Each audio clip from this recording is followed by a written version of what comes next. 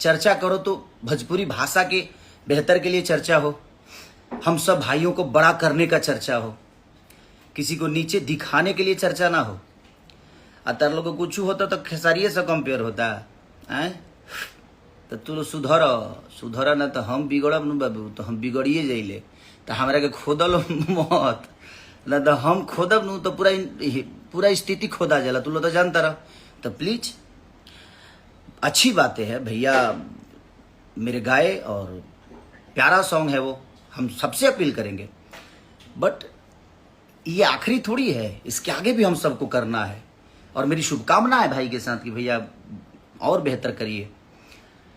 और तार लोग कंपेयर करते रहते, हर चीज़ में कंपेयर करा, डांसों में करा, वीडियो में करा, एक्टिंगों में करा, कॉमेडियों में करा, गायकियों में करा, हर चीज़ में करा, समाज से लेके परिवार से लेके हर चीज़ में कंपेयर करा लो। खाली एगो बेमतलब कि तू लो लकीर खींचे वाला जब बात करता रह। तो उदित भैया तो 10,000 गाना गौले हुई हैं, वो बिहारे के हूँ मैं, तो वो लकीर ना हो। श्रद्धा सिन्हा जी जो हमारी लीजेंड है, उन्होंने बहुत प्यारा भोजपुरी को बड़ा करने में योगदान रहा। पंकज त्रिपाठी जी बिहारे के हैं, हमारे गोपालगंज जिला के हैं, उन्होंने हिंदी में इतने बड़े बड़े लेवल पे काम किया। वो गौरव नहीं है, वो लकीर नहीं है। मनोज बाजपेयी जी, संजय मिश्रा जी, भरत शर्मा जी, गोपाल राय जी, ये जितने भी हैं लीजेंड जो हैं, ये सब का है भाई, ये सब वो लकीर ना हो। तारा लोग बेमतलब के खेसारी से कंपेयर, मैंने कहता हूँ खेसारी के नीचे दिखावे के बा, क्योंकि नीचे देखा दला से क्यों बड़ा हो जाई ना। हमारी शुभकामना है कि हमारी भोजपुरी भाषा के और भी मेरे भाई हैं और जगह लोग हिंदी में गाएं, लेकिन उससे हमारी भाषा का कोई मान सम्मान नहीं बढ़ने वाला। हमारा उन्नति हो सकता है, हम आगे बढ़ सकते हैं, हमारा भाषा नहीं। हमारी भोजपुरी भाषा अगर हिंदी फिल्मों में यूज होती है तो हमारा भाषा बड़ा हो रहा है। बट यार मत करो यार सब न, तब हम लइकन के बोल दी, खोल दी सबके, हम खोल दे तो खुल जाए सब कुछ। तब प्लीज हमारे के शांत रहे दस मर्दे, गाना बजाना के बात कल जाए। भोजपुरी आज एगो गाना रिलीज भइल बा, आ कौन व्यू कहाँ से कैसे जाला वो हमसे छुपल बा कि तारा लो से छुपल बा। जिन जना बोला तारे जो हई हो गई हो गई, तो तारा लो से छुपल बा। तनी शिवलिंग पर क्रिया खा के कहिए लो जो ओरिजिनल का बा, सही का बा, गलत का बा है। तो प्लीज रिक्वेस्ट बा, हम अपना भैयों से कहो कि भैया तनी कुछ चमन वो साथे बा लोग के समझाई, ना तो हम अपना लइकन के बोल देब ना, तो फिर ओकरा बाद दूसरे स्थिति होखे लगी, फिर शुरू हो जाई ड्रामा। तो ड्रामा मत करो लो बाबू, न तो जानते रहो लो हमारे बारे में तो जानते रहो कि हमारा इतना केहू नहीं है बोली।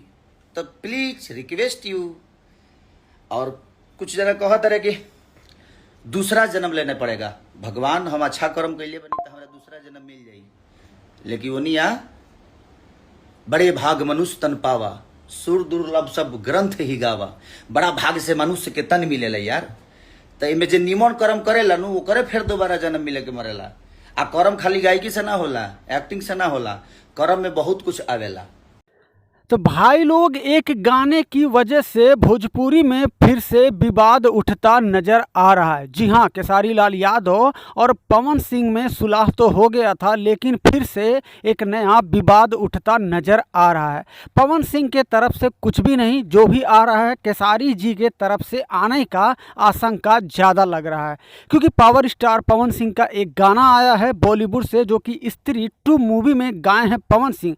और पवन सिंह के जितने में टीम मेंबर हैं, उन्होंने कहा कि भोजपुरी में भैया जी फिर से एक नया लकीर खींच रहे हैं। तो इसी के वजह से खेसारी लाल यादव थोड़ी सी नाराज़गी दिखाते हुए वीडियो में कह रहे हैं कि भैया जी आप अपने चमन लोगों को समझा दीजिए। तो भाई ऐसे ही बने रहिए, फिर से मैं नई वीडियो आप सभी तक पहुंचाने की जल्द से जल्द कोशिश करता रहूँगा।